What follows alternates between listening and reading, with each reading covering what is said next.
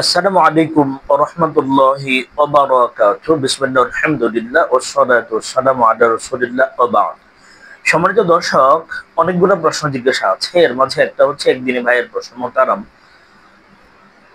জীবনে অনেক পাপ করেছি, সীমাহীন পাপ আমি করেছি।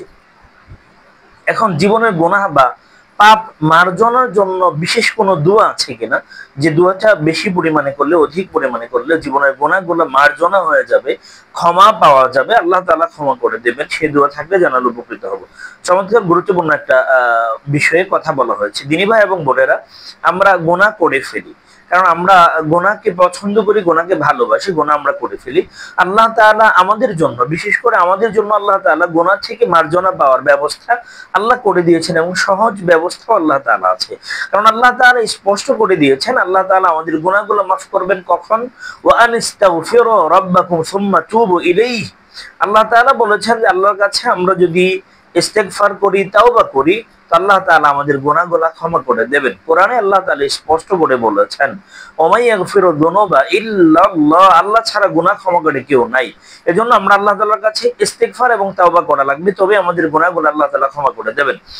আমরা গুরুত্বপূর্ণ একটা আমল শিখবো, যে আমলটা করলে আল্লাহ তাআলা আমাদের গুনাহগুলো ক্ষমা করবেন। প্রতিদিন ফজরের নামাজের পরে 3 বার এবং আসরের সালাতের পরে 3 বার আমরা এই ইস্তেগফার, তাওবা সহ ইস্তেগফার যদি আমরা পাঠ করতে পারি, তবে আমাদের গুনাহ যদি সমুদ্রের পানি সমূহের মতো অসীম হয়ে যায়, তবে আল্লাহ তাআলা আমাদের গুনাহগুলো ক্ষমা করে দেবেন। সেই ইস্তেগফার কোনটা? ইস্তেগফার হচ্ছে সুনানে তিরমিজিতে যেই হাদিসে আল্লাহ রাসূল সাল্লাল্লাহু আলাইহি ওয়াসাল্লাম যে ইস্তেগফার আমাদেরকে শিখিয়েছেন, এটা গুরুত্বপূর্ণ একটা ইস্তেগফার। আল্লাহ রাসূল সাল্লাল্লাহু আলাইহি ওয়াসাল্লাম স্পষ্ট করেছেন, আস্তাগফিরুল্লাহাল্লাযী লা ইলাহা ইল্লা হুয়াল হাইয়্যুল কাইয়্যুম ওয়া আতুবু ইলাইহি। আস্তাগফিরুল্লাহাল্লাযী লা ইলাহা ইল্লা হুয়াল হাইয়্যুল কাইয়্যুম ওয়া আতুবু ইলাইহি।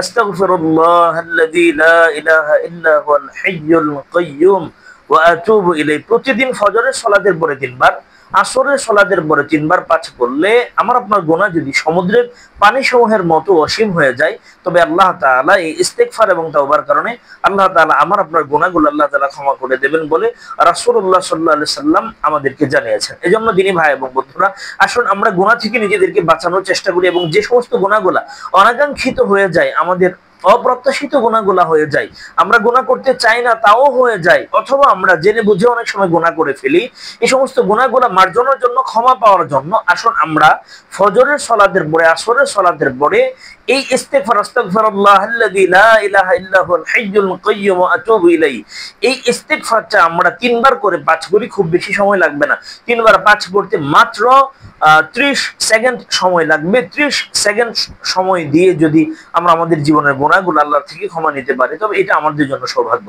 আসলে আমরা গুনাহমুক্ত জীবন গড়ি এবং আমলগুলো বেশি বেশি করি। আল্লাহ তাআলা আমাদেরকে আমলগুলো করার